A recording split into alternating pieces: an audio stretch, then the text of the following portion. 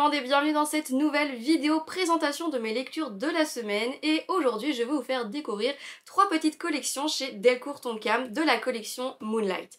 La collection Moonlight, ce sont donc des petites séries qui sont adaptées d'un roman, d'un light novel que je n'ai pas lu puisque je lis du coup la version manga. Nous avons donc Nos cœurs figés, Le dévoreur de souvenirs et Après avoir regardé le ciel étoilé. Et comme d'habitude, je commence par celui que j'ai le moins apprécié. Les couvertures sont vraiment très belles et mignonnes, franchement je m'attendais pas à être aussi déçue par cette petite série, comme quoi il ne faut jamais se baser sur la couverture d'un livre. Koji est un lycéen tout à fait banal mais qui pendant un cours particulièrement ennuyeux fera l'expérience la plus perturbante qu'il n'ait jamais connue. Le temps s'est arrêté. Ce qui était en mouvement ne l'est plus et tout semble figé à part lui pendant environ 1 heure avant de reprendre son cours habituel. D'abord surpris et amusé, le jeune homme ressentira très vite sa solitude plus intensément encore lors de ces moments suspendus. Jusqu'à ce qu'il rencontre Tokine, une jeune fille aux yeux ambrés, elle aussi capable de bouger quand survient ce phénomène. Ensemble, ils essaieront de comprendre l'origine de ce qu'ils appellent le Lost Time. Koji est étudiant dans le second lycée le plus réputé de sa région. Complexé par ses compétences et sa personnalité, le lycéen mène une vie solitaire et monotone. Lorsque le Lost Time se produit, il cherche autant à le comprendre qu'à en profiter pour faire des expériences. D'ailleurs, à ce propos, Koji a une théorie. Et si l'espérance de vie ne se comptait pas en heures ou en années, mais plutôt au nombre de battements d'un cœur? Une idée vraiment originale et romantique selon laquelle la notion du temps ne serait qu'un des nombreux concepts des propriétés fondamentales de l'univers. Lui qui n'est jamais tombé amoureux serait peut-être en retard par rapport aux autres dans sa durée de vie, c'est pourquoi 1 heure supplémentaire lui serait accordée afin de rééquilibrer les choses. Lorsqu'il fait la rencontre de Tokine, une jeune lycéenne au fort caractère, Koji est soulagé de ne plus être le seul dans sa situation, même si les filles lui font un peu peur. Pourtant, sans qu'il ne sache pourquoi, la lycéenne partage un lien particulier avec lui et son passé. Tokine est une jeune fille motivée, déterminée et passionnée qui veut vivre les choses à fond. C'est pendant le Lost Time qu'ils passeront le plus de temps ensemble et apprendront à se connaître. Les comportements de la jeune fille sont mystérieux et de nombreuses questions restent sans réponse. La lycéenne cache en effet un ou plutôt plusieurs secrets à son nouvel ami Koji. Les dessins d'un style classique sont beaux. Les traits sont fort contrastés, mais les détails dans les décors sont appréciables, d'autant plus pour les scènes qui prennent toute une planche, voire même 2. Celles-ci sont vraiment sublimes. Ces scènes sont souvent animées par énormément de bulles car leur conversation est beaucoup plus mise en avant que leurs émotions.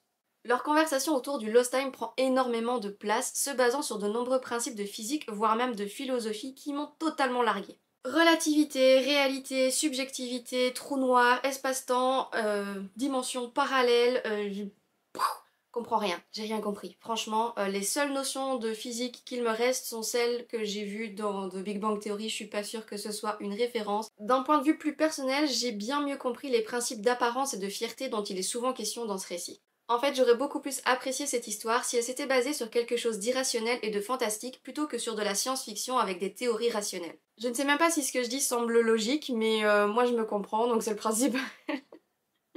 En bref, je suis déçue que la théorie de Koji ne soit pas la bonne. Même si j'ai aimé le dénouement et la résolution de la problématique que je tiendrai secrète pour ne pas vous spoiler, ainsi que les liens entre les différents personnages, la dernière scène m'a énormément surprise par rapport aux différentes notions abordées.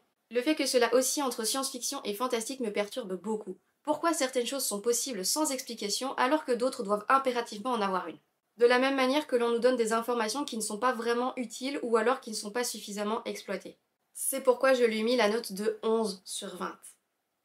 Ça pique. Clairement, il manque un 3e tome pour comprendre et apprécier le style et les personnages. N'ayant pas lu le roman de base, je ne saurais pas dire si l'adaptation lui rend vraiment justice ou pas. Mais en attendant, pour moi, c'est un flop et il va passer au bac.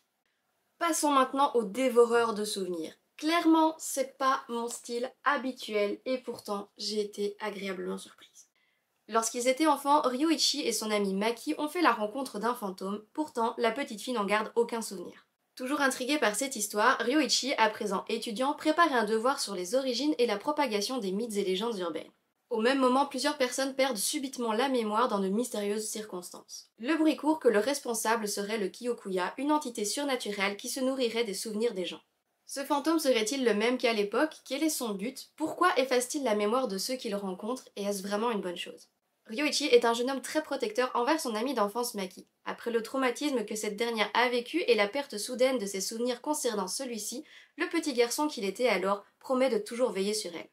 Maintenant qu'il est à la fac, Ryoichi a l'opportunité d'étudier les phénomènes soi-disant paranormaux et leur impact sur la société. Où commencent les mythes et les légendes, comment elles évoluent dans la société à travers les années et la manière dont circulent les rumeurs modifiant parfois le récit de base. Dans son enquête sur le Kyokuya, Ryoichi sera amené à rencontrer de nombreuses victimes d'amnésie sélective ainsi que des témoins. À force d'investiguer, il sera lui-même touché par une perte de mémoire, mais grâce à ses notes et à ses contacts, il va redoubler d'efforts dans ses recherches. Au cours de celle-ci, les avis concernant le monstre dévoreur de souvenirs sont partagés.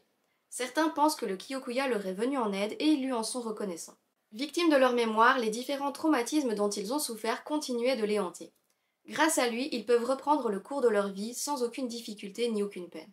Oui, mais à quel prix? Ryoichi est persuadé qu'en supprimant une partie de son passé à quelqu'un, il y perdrait aussi son expérience, sa personnalité et parfois même plus. Car les personnes qui sont liées à ces souvenirs sont elles aussi effacées. Des gens qu'ils ont connus et aimés se retrouvent à présent désemparés. Inquiet que le Kyokuya ne s'en prenne à nouveau à Maki, le jeune homme va tout mettre en œuvre pour débusquer le monstre avant qu'il ne les retrouve.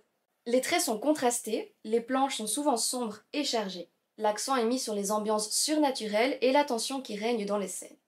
Les ombres et les brumes utilisées sur les pensées et dans les bulles lorsque le Kyokuya est mentionné renforcent l'atmosphère angoissante de cette enquête paranormale. J'ai été agréablement surprise par cette lecture, l'intrigue, l'enquête, le surnaturel, tout ça m'a énormément plu et ce n'est rien comparé à ce que j'ai ressenti lors de la scène finale et de son dénouement. Cette histoire m'a bouleversée par les nombreux points de vue des personnages et leurs sentiments, c'est pourquoi je lui ai attribué la note de 16/20. Même si maintenant je connais la fin de l'enquête, je suis vraiment touchée par les histoires des différents personnages et ça ne me dérangerait vraiment pas de leur lire. Passons maintenant dans un tout autre registre puisqu'il s'agit d'un yaoi dont les couvertures sont vraiment magnifiques. Elles sont brillantes, étoilées, j'adore les couleurs, franchement elles sont magnifiques. C'est vraiment, j'ai craqué en partie pour ça, hein, du coup. Subaru est un jeune designer engagé pour réaliser la brochure du prochain événement au planétarium. Il est fou de joie à l'idée de travailler sur ce projet en étroite collaboration avec Togo Amase, un photographe de renom pour ses clichés d'astronomie. Celles-ci permettent à Subaru de voyager malgré son fauteuil roulant. Lors de l'avant-première de leur projet commun, les deux hommes se rencontrent enfin et les sentiments d'admiration de Subaru pour Togo se muent très vite en amour. Un amour si profond qui lui donnera la force de réaliser ses rêves. Subaru est un jeune homme gentil et doux, mais il n'a pas le courage de dépasser son handicap pour avoir ce qu'il veut. Ce courage, il va le trouver dans sa relation avec Togo. Lorsqu'ils sont ensemble, il a l'impression que rien ne lui est impossible. Toujours honnête et sincère, Subaru partage ses pensées avec beaucoup de naturel, ce qui le rend très attachant. Quant à Togo, il est très attentionné envers Subaru. Touché par sa personnalité, le jeune homme se dévoile beaucoup plus à ce dernier qu'à n'importe qui d'autre. Ils apprendront à se connaître mais aussi à se dépasser grâce à l'amour et au soutien de l'autre. À travers les nombreuses scènes magiques aux ciels étoilés, leurs sentiments grandiront autant que leurs désirs. Les planches sont magnifiques, douces et lumineuses la plupart du temps. Les paysages étoilés nous font voyager et rêver en même temps. Les traits sont plutôt épais et contrastés, mais les ambiances et les sentiments qui sont retransmis finement sont romantiques et délicats. C'est très doux sans être niais, et leurs nombreuses plaisanteries donnent un peu de rythme à leur conversation. Il n'y a pas d'intrigue à proprement parler, les personnages ne sont pas beaucoup approfondis dans le but de ne s'attarder que sur les moments de bonheur qu'ils partagent. Par contre, les situations autour du handicap de Subaru sont très intéressantes. Togo cherche à inclure son compagnon dans tous les aspects de sa vie, mais pour cela certaines conditions doivent être remplies. Le fait qu'il se pose des questions et qu'il adopte le point de vue de Subaru sur ses possibilités le rendent encore plus charmant. Inscrit dans la catégorie des yaoi, je vous préviens tout de même que certaines scènes de sexe sont présentes. Les zizi sont invisibles, mais les positions sont explicites. J'ai attribué la note de 17/20 à cette petite série que j'ai beaucoup aimée pour son ambiance, pour sa relation positive et saine et pour ses planches magnifiques. C'est mignon, c'est drôle, ça donne le sourire et ça rend heureux. Voilà qui conclut cette vidéo, j'espère qu'elle vous a plu. N'hésitez pas à me dire dans les commentaires quelles séries vous avez aimées, lesquelles vous intéressent, ça me fait toujours plaisir de parler avec vous. N'hésitez pas à liker, à commenter, à partager et à vous abonner pour la suite de mes lectures de cet énorme manga tech. Et en attendant la prochaine vidéo, je vous dis ciao!